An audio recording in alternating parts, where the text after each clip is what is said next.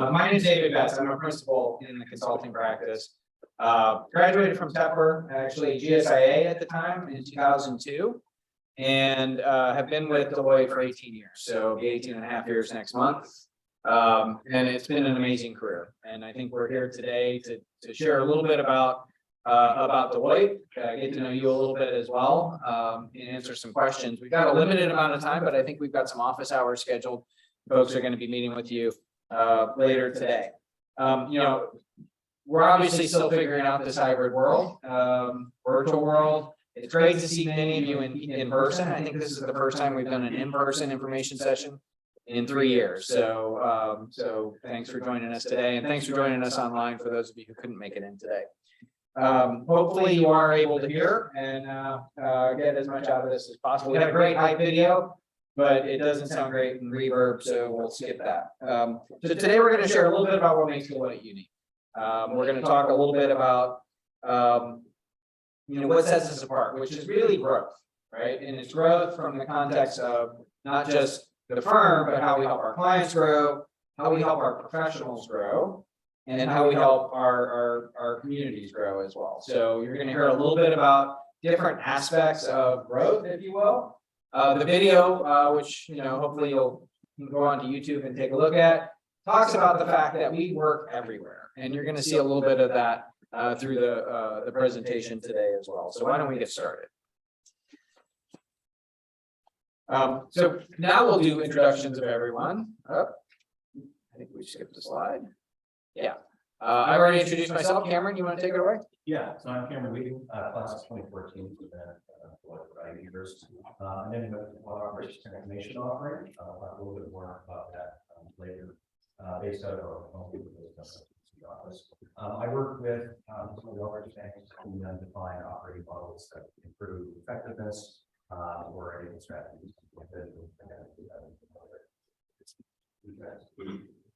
How you doing? Ball, I work in our M&A strategy group, so work with retail clients, private equity strategics in our industrials, high tech, and energy space. We advise across the M&A life cycle, but I focus more on retail space.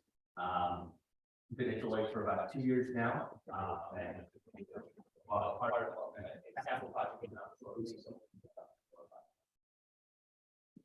All right, hi everyone, my name is Jana Teslu. I'm a manager based out of our Chicago office. Like I said, I was also class of 2020, so I'm coming up on 2 years at Deloitte.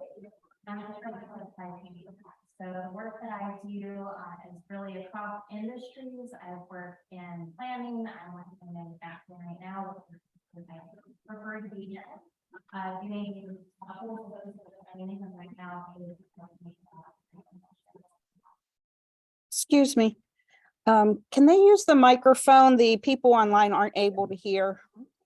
Sorry, as we go away from the main mics. Thank you. Okay, hi everyone, James Evans here. I'm a second-year MBA. I interned during the summer in Deloitte. I was in the New York office and I was working with the financial and enterprise performance. I'm going to share more about my summer experience later into the future, but I'm happy to be here, and any questions that you have today, later, just feel free to reach out. Josh Murphy, also a summer associate, having worked in the enterprise performance practice over the summer, assisting a Fortune 100 client in the pharmaceutical space with a finance transformation. Hi, everyone. I'm Allison Kress. I'm a senior consultant at the Philadelphia office. It says I'm an enterprise performance up there, but I spend most of my time in customer and marketing, doing customer strategy and digital transformation work within the hospitality industry. Hi, everyone. My name is Alex Lapshin. I'm a senior consultant out of the Pittsburgh office. Actually, similar to Allison, I'm in the enterprise performance practice, but right now I'm doing product management work in the C&M operating portfolio, also in hospitality. So you'll probably hear a little bit about CCG. That's the group that Allison and I are in. So yeah, if you want to learn more about that, feel free to ask us questions later. Great, thanks, Alex. Yeah. Why don't Allison, you hold on to the mic, because you're going to need it next. So So we want to talk a little bit about the innovative and impactful work that we do. And you've heard little tidbits of it. You're going to get some better examples from folks as we go. But you can effectively summarize the kind of work that we do as really leading business transformation. We work with our clients in a number of different ways to drive fundamental transformation of the enterprise. We like to think that we bring really a vast breadth of capabilities to our clients, allowing them to really drive, again, fundamental transformation. We'll give you a couple of examples throughout the course of the day, but an example from the work that I've done, lots of interesting noises around here.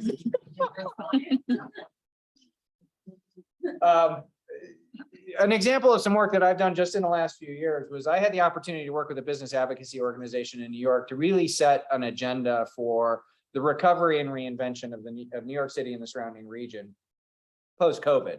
So in that project, what we did was we really assessed the impacts of the pandemic on a variety of different populations across the city and the region, and then worked with businesses across the entire breadth of New York City, from financial services to media and entertainment to healthcare, to really think about to retailers, what would a more resilient system of health for the city and the region look like that would better withstand some of the shocks that we saw from the course of the pandemic. So really actually setting an agenda for how banks and retailers and healthcare companies and media and entertainment companies can work together to actually provide services to the community in different ways that actually help the community better withstand what we saw in the pandemic, which was a lot of inequities, a lot of lack of access to healthcare, a lot of lack of access to the kinds of things that people need when they're actually just trying to live healthier lives. So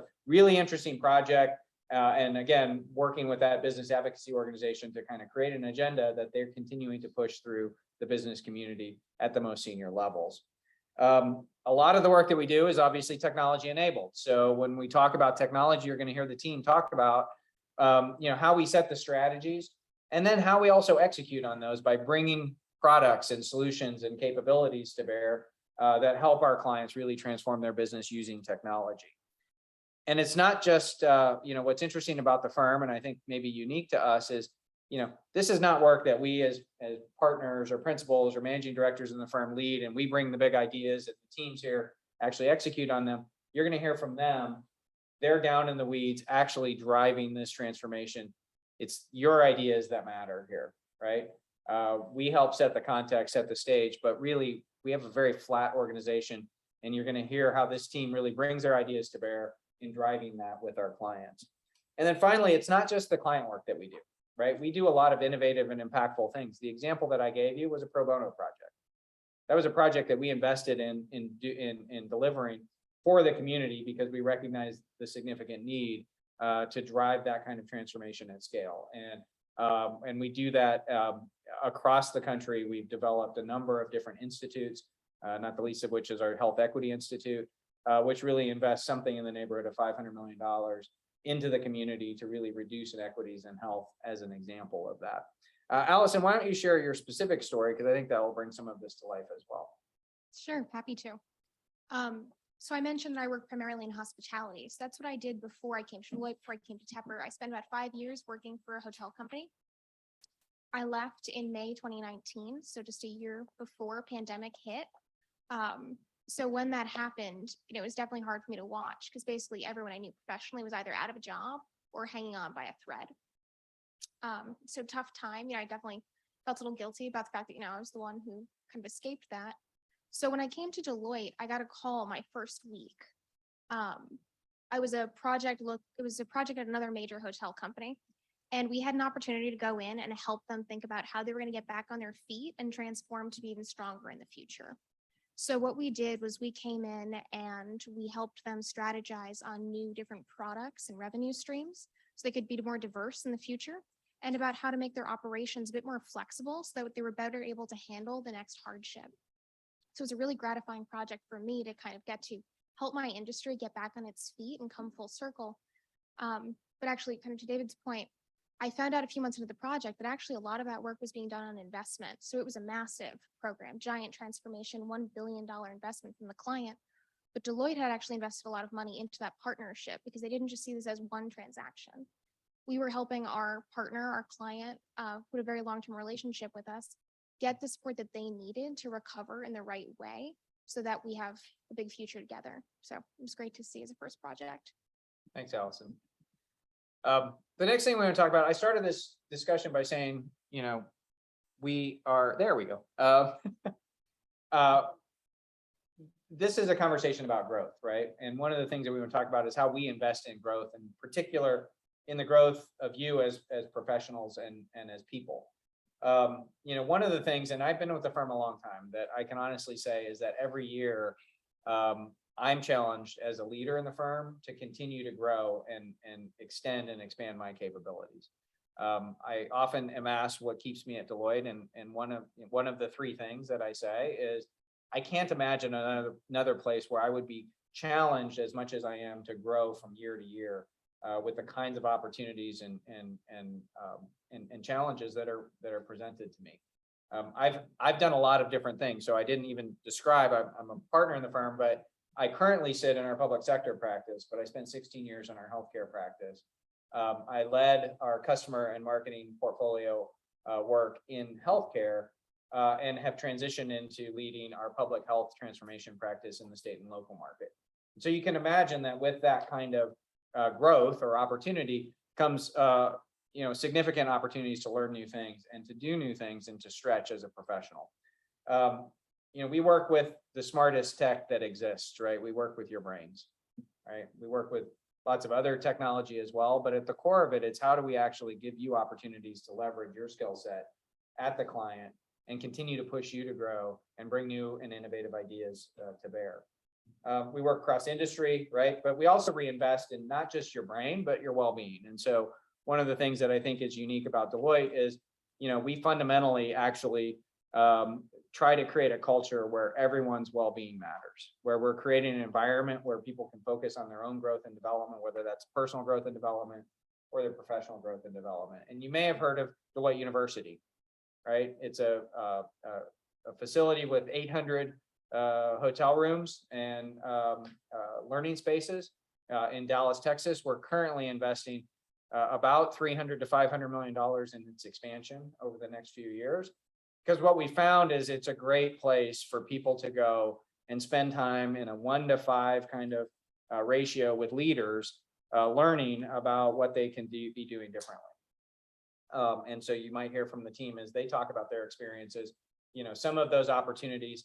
Obviously, the last few years has been challenging, so we're all anxious to get back to DU. I think I've been back once and since we've reopened, and I'm looking forward to going again. But I know all managers are going through a program in the next year or two to revisit Deloitte and kind of rekindle, if you will, that learning experience now that we're able to do that in person. Those learning opportunities are both simulation and case-based, and then we oftentimes will bring in leaders to actually lead conversations, just fireside chats, if you will, about career development and growth as well. And so feel free to ask questions of the team about those things. Let's go on to the next slide, because we want to talk a little bit about relationships, right?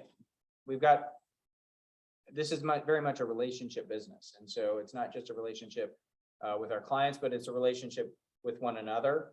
And it's really the kind of lasting relationships that form your career. Throughout the course of my career with the firm, there's a cohort of people who I grew up with, right? Who I still rely on when I have challenges that I'm trying to wrestle with. Mentors that I worked with when I was a consultant, who are now very much senior leaders in the firm, who take the time to spend with me to learn about the challenges that I'm experiencing and to provide their advice. And that starts on day one. As I said, when I joined as a consultant, I worked with a senior manager who's now the deputy CEO. So that relationship continues to this day, and she's somebody that I can reach out to and say, hey, you know what, I'm kind of at a pivot point in my career. I'm thinking about what's next. What advice do you have for me? And I would say she's part and parcel of why I ended up in the public sector practice, is given the kinds of things that I wanted to be focused on, she helped open some doors for me. I think you'll hear that from folks here. we've got 56,000 plus alumni that we like to refer to as colleagues for life. And not only are they future clients, but they're just people that we continue to do business with and continue to stay engaged with over time because, we built a culture, if you will, of collaboration. Alex, why don't you talk a little bit about, your experiences in terms of relationship building? Sure. Thanks, David. So when I first started at Deloitte, I struggled a little bit with the concept of networking, but over time I became more comfortable with it because a big part of that is, of course, relationship building, but a lot of that ended up happening very organically for me. Over time, I've developed lifelong relationships, both personal and professional. Some of my best friends are at Deloitte. Some of them actually went to my wedding from folks that I met and became good friends with on previous engagements. Also, I have a lot of mentors now that I can go to if I have questions. So, for instance, when I was starting out in data and analytics, there were still things that I was learning. I'm still learning things all the time, right? I mean, that's the only way to really be a good consultant is to just continuously learn and develop and hone your skill sets. So, I came onto this data and analytics team once upon a time, and the senior consultants and my senior manager on the team, they helped me pick up additional concepts that I was still learning, while at the same time leaning on my strengths to drive work for the client successfully. So it was an interplay, right? They relied on me to do what I did best, while at the same time I learned from them, and it turned into a very good working relationship. And again, I built some lifelong friendships and professional relationships from that as well. So lots of examples of that throughout my career, and I'm sure throughout everyone's careers here. So, feel free to ask more. And if you have questions about that, I'm more than happy to, give more information on that. Great. Shaylon, I'm gonna ask you to chase the mic down. To pick up the conversation here around diversity, equity, and inclusion. We talked a little bit about it, but maybe dig in a little bit on that. Yeah, so diversity, equity, and inclusion is definitely a very big priority within the firm. I think you hear a lot about the different initiatives that are being run, a lot of the different work that's even within the practice level, but it's really integral to the culture of Deloitte, I think, really across every single group. And that's for a few reasons. One, it means that we have the opportunity to have a really fulfilling career at the firm, to feel like we're making an impact, that we're genuinely seen. But it also gives us the opportunity to build connections and have that impactful experience with our clients as well, because that's also something that they start to look for. Or if you're on an international project, it makes it easier to connect with them as well. So it ultimately it's about those connections. It's about being authentic and being able to be yourself, something that is I found to be very true of my experience. Kind of a little story about that. I was on one of my projects. It was a pretty small group, me and I think 3 other senior consultants, and eventually up for manager. And we were really great about supporting each other. We would talk all the time. We had a chat that we would have just to kind of, talk about what was going on in our lives, to talk about our partners. One of my friends now, he's actually helping to stand up our new LGBTQIA+ inclusion community within our supply chain practice. And he was very open about, his anniversary with his partner. I think everybody was happy to share about what was going on in their family lives, the things that were impacting them. And I had one instance where we were on a client call, and it was a person I'd never spoken to before. It was me and 2 other friends. And we give our introductions, and my name is not a very common one, so I'm very used to trying to correct people, or just kind of gently saying, hey, it sounds different than the way it's spelled. Don't be surprised. Don't, feel like you're offending me by getting it wrong. So I try to make it easy on people. And despite my efforts, I'm talking to this one client, and he's just like, I'm just going to call you CA by your initials. It's too much effort for him to try and use the tricks that I was sharing to make my name a little bit easier. And immediately, because we were on a Zoom call, immediately both of my friends immediately messaged me and they're like, oh my gosh, are you okay? Like that was just so rude. We're so sorry. And they made a point through that rest of that conversation to make sure that they were using my name in the way that it sounds. So they were supporting me in that experience and making sure that I was okay. Trying to be my authentic self and like kind of having that rejected by other people. So I think that's very true, really across the firm. I've never encountered in my time anybody who has been anything less than supportive and invested in my experience within the firm. So, yeah. Thank you. I'm happy to talk about that more. Yeah.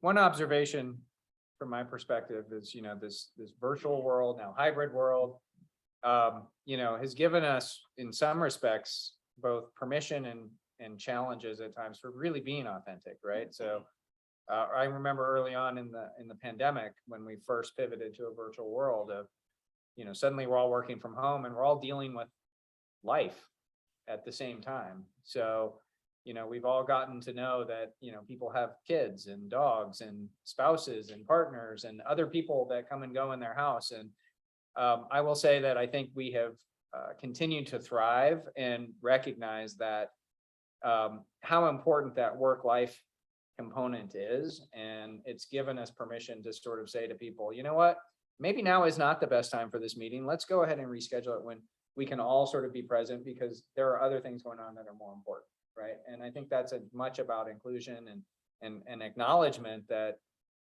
we're all people at the end of the day. And we're all sort of trying to make our way in kind of a challenging environment. And we have to support one another in ways that maybe we didn't necessarily know we needed to before. So just an observation from the last few years. Cameron, I'm going to pick it up here and talk a little bit about our strategy pathways. Thank you, David. So we have at Deloitte, we're always trying to refresh and make sure that we have the best talent experience possible for everybody. To that end, we've developed two pathways that we're opening up for recruiting: the operation strategy pathway and the strategy pathway. First, let's talk about what's similar between both of these. In both of these, you'll be part of the same community, have the same leadership opportunities, the same learning and development opportunities, go to the same happy hours in many cases. You also will in both cases, get to set the agenda with C-suite executives and all of our clients. I have had the opportunity to work in both of these pathways. I spent 5 years in strategy and 3 in operations since joining Deloitte. So I can give some perspective on both as we go through. Let's talk about the strategy pathway first. First strategy? Okay. So in the strategy pathway, you're really going to be working with clients, helping them grow, helping them innovate, helping them respond to maybe changing market conditions. Types of projects that I've seen personally in this space include, we did a digital banking refresh at a client where we were saying they're very behind the times. We're going to refresh them. We identified actually new market opportunities for them as part of that refresh and proposed a number of new products that they ended up launching as part of that. Another example was building a business case for a lender that I helped build, where we said, a lender wanted to become a bank, so we helped them set the business case for it, set the strategy, and define their path forward. We're going to hear a little bit about, I think, an M&A example later or in a minute. You'll note that there are both sort of technology focused and non-technology focused projects in here. That's because there's a few different ways I think you can be good at the strategy, or that this might be a good fit for you. If you're somebody that is kind of a big picture thinker, likes taking a lot of different components, bringing them together, sort of organizing chaos into a single narrative, a single story, this might be a good fit. To that end, if you're a good storyteller, if you can tell a good narrative, a lot of our strategies aren't, you can have the best strategy in the world, but if you can't sell it, if you can't make it, people understand why that's the best strategy, it's not particularly useful. So being a good storyteller. And then lastly, I think also being tech savvy, but being tech savvy in the sense that you are excited by sort of innovative technologies that solve existing business or sort of traditional business problems. So I think we're going to talk about a more deep example here. Sid? Thanks, Cameron. So the example I have is more related to the M&A strategy kind of projects we do, but something that runs the gamut across all the activities that we conventionally do in an M&A strategy project. It's really with a Fortune 500 industrials client. As I said before, I work in the intersection of energy, some energy and tech, some high tech, more industrials. But this was a client that predominantly made their revenues through traditional fields, right? And they were looking to spin off a business unit.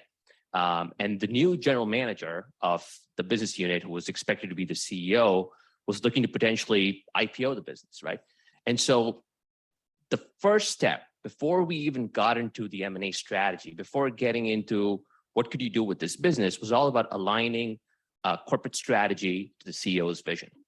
And the CEO's vision was simple: long-term sustainability and ESG growth, right? And that's the kind of story that we want to make sure we highlighted in anything we did with inorganic growth, with organic growth, all the way down to where could you potentially, which markets could you enter into, right? So step one, identifying the right value proposition, identifying CEO's objectives, and aligning that to the broader corporate strategy. The second thing was identifying markets to enter into, right? So looking at 30 verticals, right? Looking at verticals they currently play in, but what markets are adjacent, what markets are transformational, what markets are closer to their core capabilities, right? And where could they go from there? And so really identifying those markets, sizing them up, right? Doing a bottoms up market sizing in 1 week, identifying and prioritizing those growth opportunities, and then leading that to where do you go from which targets you could acquire. So there are some capabilities that are organically accessible by identifying a gap analysis in your capabilities. And then there are opportunities where you probably have to buy into. So kind of building that build by partner roadmap and identifying about 15 targets for this business unit to acquire, not the broader parent, right? And then lastly, it's about how does this tie into your broader growth strategy, right? So once you've acquired these individual targets, how do you grow? How do you expand into these markets, and how do you build more capabilities? And that's when we had workshops with the individual business units and kind of help them through that. And lastly, it was all about building that story for a potential IPO. So what are the skills that could be extremely effective in a project like this? Is dealing with ambiguity, right? Coming in, you don't know what markets are going to be prioritized. Coming in with an open mind, identifying those markets, and being able to think about, thinking outside the box and looking at, okay, well, this could be some place they could play in, but probably not. But let's think about if they had to play in these markets, what did that mean for them, right? So thinking outside the box, dealing with ambiguity, being comfortable with chaos, right? A lot of our M&A strategy projects, it seems like chaos, but there's a method to the madness. There's usually a very clear structure that we follow, a clear framework that we follow. And usually, 9 times out of 10, it kind of works out well. So being comfortable with chaos, and then lastly, just being able to manage up, right? If you think this was a bigger project, it was with 10 or 15 team members. Not really.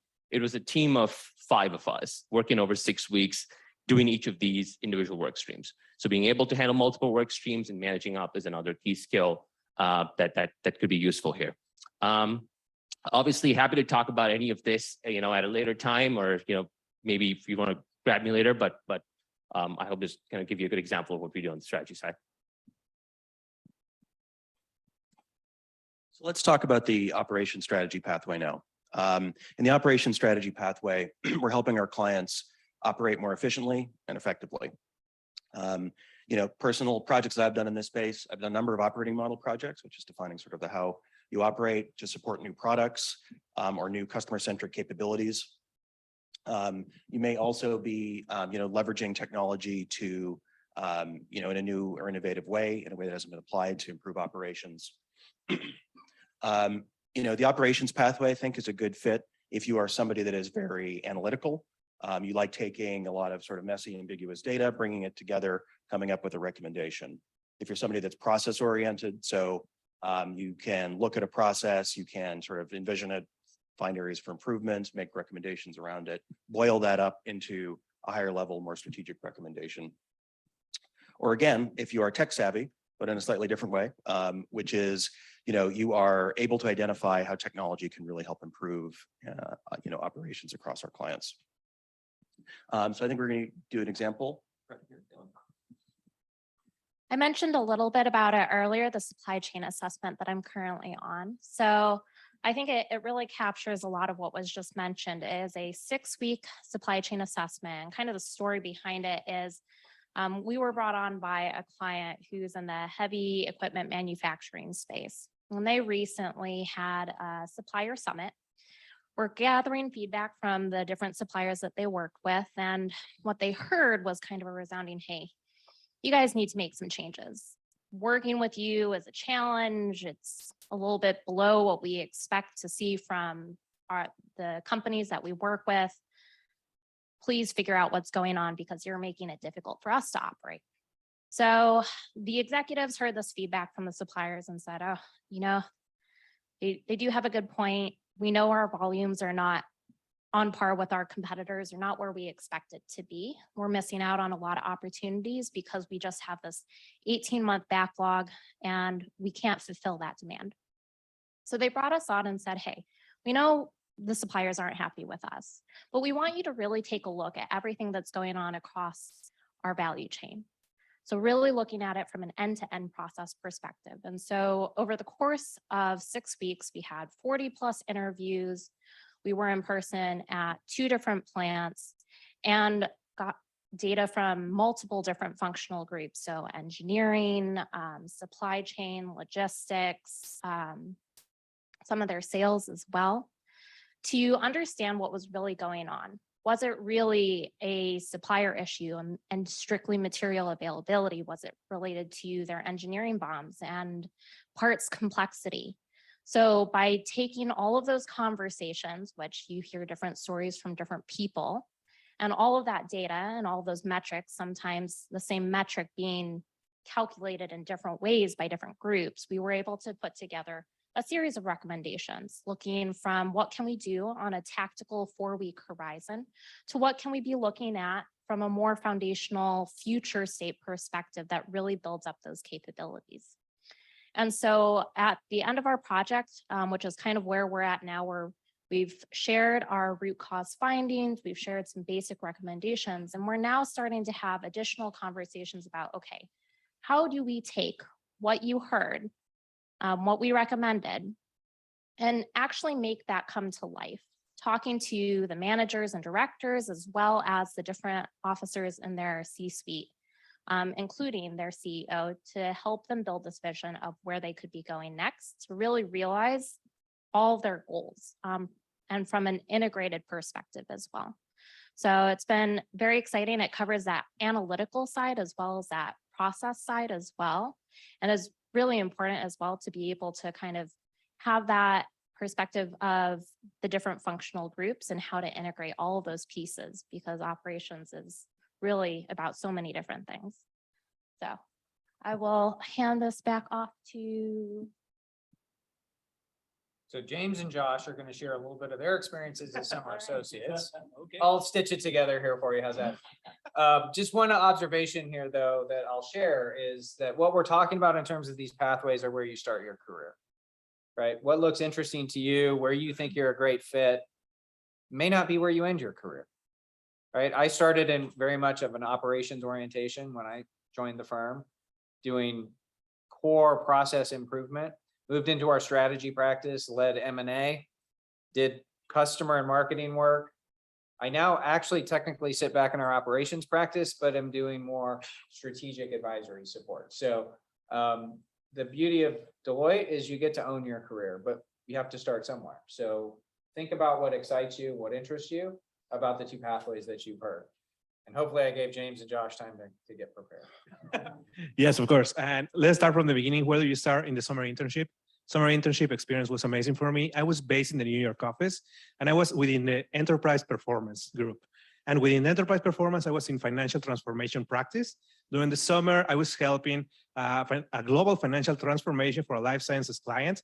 They were based with different operations in England, the United States, China, India, and also Brazil. So I was working during the 10 weeks in a specific FP&A division of the client, helping them to improve and redesign the processes flows that they have for the FP&A division, especially like revenues, forecast, backlog, and all the implementation about the cost structure. During those 10 weeks, I was able to lead one of the workshops for one specific FP&A division, and I flew out to Boston to perform a workshop with the company and also train the client's FP&A people on how to utilize these new processes flows that they're going to be implementing later into the future.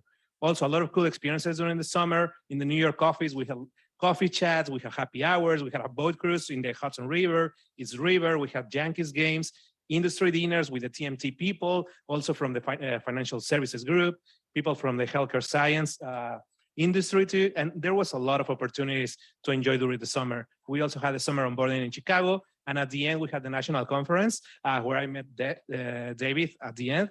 And it was in Scottsdale, Arizona, where everyone congregated as a national cohort of the summer internship. And we were able to present some of the things and also like just gather more friendships and more connections going back into the full time. And I'm going to pass it to Josh.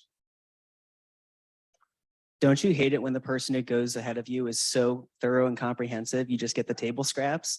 So I'm going to touch on three things. No, that was actually spot on. So the first is centered around the projects. As I mentioned prior, I was working on a finance transformation within the enterprise performance practice. What I neglected to mention was that I also joined a firm initiative centered around creating a climate-centric due diligence process for a PE investor that actually I ended up, if I can admit this, liking a little bit more than the project I was initially assigned, so much so that I'm inclined to actually return to that sustainability practice area for full-time work.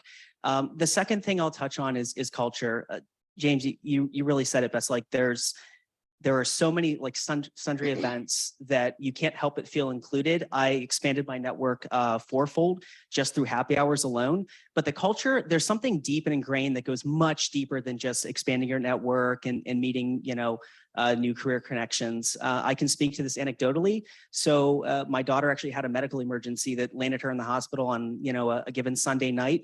And just as an intern having, I don't know what to do. I'm just panicking. I called my senior manager that night. He picked up the phone and he said, Josh, I don't want to see you in on Monday. And if your daughter's still in the hospital, I don't want to see you on Tuesday or Wednesday either. I want you to take as much time as it takes to focus on your family and fully recover. And that really stood out to me, that somebody would kind of, go out on a limb there and make sure that I was looked after as an individual, in addition to being an individual contributor on the team. And the last thing I'll say is really centered around career. To David's earlier point, we have this expression, own your own career. And if you're looking for a place to do that, I really don't think there is a better firm for like a Tepper alum than Deloitte. I think by the numbers, we're like 300, 400 strong in terms of Tepper alums. Suffice it to say, that's an outsized impact. We have a stronger representation at Deloitte than I can think of any other MBA program. So if you're looking to lean into that and want to support network accordingly, Deloitte's the place for you. Thanks, Josh and James. And thanks, everybody. On the screen is just a sampling of different organizations where our summer associates last summer worked. They put this slide up at the Summer Associate Conference in Scottsdale. And I think it blew a lot of us away that we had so much of the landscape, if you will, of big name companies covered. And this is not all of them. So just to give you an example of the breadth of the kinds of things that we do. Teresa, I think these folks probably have lots of questions about what's next and how to get engaged. So yeah. So available opportunities, as mentioned before, we have our strategy advisor summer associate position, as well as the operations strategy summer associate position. I will also say, just side note, this is the check-in link, so you can scan it with your phone. But also feel free to take a picture of this slide because all of my contact information is up there. So the deadline for the summer associate positions is December 10th, and we will be conducting interviews on January 9th and 10th. So the application is live in the MCC recruiting portal. If you have already applied through the Deloitte website, if you have just been like searching around the Deloitte website looking for positions, please do so again through the link that's on the MCC website. That's a special link that will connect like your application, your resume to me specifically, so that you don't get lost with the thousands of other applicants that will be coming in. I'll put this slide back up at the end of this, just in case you missed anything. And some other opportunities that we have coming up. So we have our DE&I conferences that are being held at Deloitte University, as David mentioned before about it. So we have our Advanced Degree Veterans Forum, Deloitte Consulting Immersion Program, Deloitte Women's Leadership Launch, and Embracing Your Authenticity. So these, it's application only to apply for these. The application deadline is October 24th, and the event is the weekend of the 2nd through the 4th of December. So get those applications in. And where are the applications though? The applications are on the Deloitte website, and we'll be putting them most likely into the MCC as well, just to kind of have that in there too. Yeah. So I know we had about 45 minutes for this presentation. Our team is going to have office hours. I don't know how many of y'all are having office hours, maybe all of y'all. Probably, since we are over time, probably have time for just one or two questions that you might here in the room or on the Zoom have for us. Hopefully we can be succinct and tee you up with that discussion to come. Anyone have a question? What questions do you have? Yes, sir. So my name is Evan Thomas. So you mentioned during your presentation. Yeah, so my name is Evan Thomas. You did mention during your presentation how Deloitte has equipped you for the challenges you faced in your career journey on a year, at each level. So I wanted you to delve deeper into those resources that Deloitte has provided, made available to you at your disposal, and how those resources have helped you, develop your career. Sure. I'll just answer it really briefly, and then I think you should ask specifically of different folks. We like to think of it in three buckets, right? First is experiences. So the experiences you get on your project with clients and with your teams is really where you get probably the most sort of on the job training. There's nothing like a client deadline that forces you to learn how to figure out something to do, right? And clients expect a deliverable on a deadline, and we deliver it, and that right there gives you the opportunity to grow. And so the experience on the client is number one. Number two is really exposure, right? Exposure to others in the firm who are doing different things. You're sitting side by side sometimes in the office with somebody who's doing something really interesting, and they share what they've done, or they've done, do lunch and learns or what have you, to kind of expose you to other things that the firm is doing that give you opportunities to then reach out and learn more. And the last is education. So I mentioned Deloitte University, really giving you the opportunity to go and dig in on milestone programs or trainings or various capabilities that get trained up. Those opportunities really drive continued growth as well. So I'd ask more specifically of the team when you have the opportunity to meet with them, but I would put it in those three buckets. One more. Yes, sir. First of all, thanks for the presentation today. Just a quick question about Deloitte University. During the internship program itself, will we get opportunity to attend the university or meet with some leadership members at Deloitte? So I don't know if y'all got to DU or not this summer, but there is always a summer associate conference, which you mentioned. There's nothing like going to Scottsdale in July, right? Have to admit that was. But maybe talk just really briefly, Josh or James, about the Summer Associate Conference and kind of what that gave you, if you will. Yes, so I can talk about the Summer Associate Conference, but I'm also going to talk about the summer onboarding. So the onboarding session was in Chicago. We were there for 3 days. Everyone in the nation was concentrating in the Chicago office, and we were on a deep dive, like how to be a consultant from the beginning, how to get prepared to hey, you're going to jump into the client call next Monday. How are you going to prepare for that? How are you going to present for that? So it was a 3-day intensive training. We were able to meet all the interns in our class, also senior managers, partners, principals. They were there. They were providing us with all the technical capabilities that we will need going forward into the internship. And then in the summer associate conference later in Scottsdale, we also had a specific training sessions saying, hey, these are the opportunities that you could have here in Deloitte whenever you come back. this is the opportunity to train yourself, to prepare yourself. We have a lot of training within our platform, so you can continuously improve your technical abilities. And we have a lot of connections and opportunities to connect with leadership positions. So it's not only with your internship class, you're gonna, yes, bond together with the interns, but you can also bond with the senior manager, with the VP. You can have the opportunity to talk with everyone across the company. Yeah. I would say we would do those at DU, but we don't have enough space at DU to do the summer associate conference or the welcome, the summer welcome, which is why we're actually investing in expanding the capacity there. So with that, I know we're over time. And they do have office hours. I would encourage you to get any questions you have asked of them. You can certainly reach out with other questions to Teresa about the application process. And we look forward to talking with you again soon.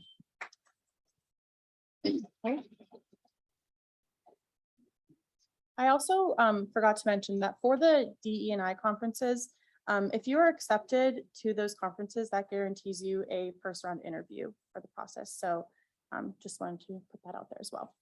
And again, this is my information and the check-in link. If you have not grabbed lunch or a notebook, please do. And hopefully we'll see you at office hours. Yeah, thanks everyone for coming, and thanks to Julie for coming to present also. So, thank you. and make sure you grab all your trash from lunch on the way out. Thank you all.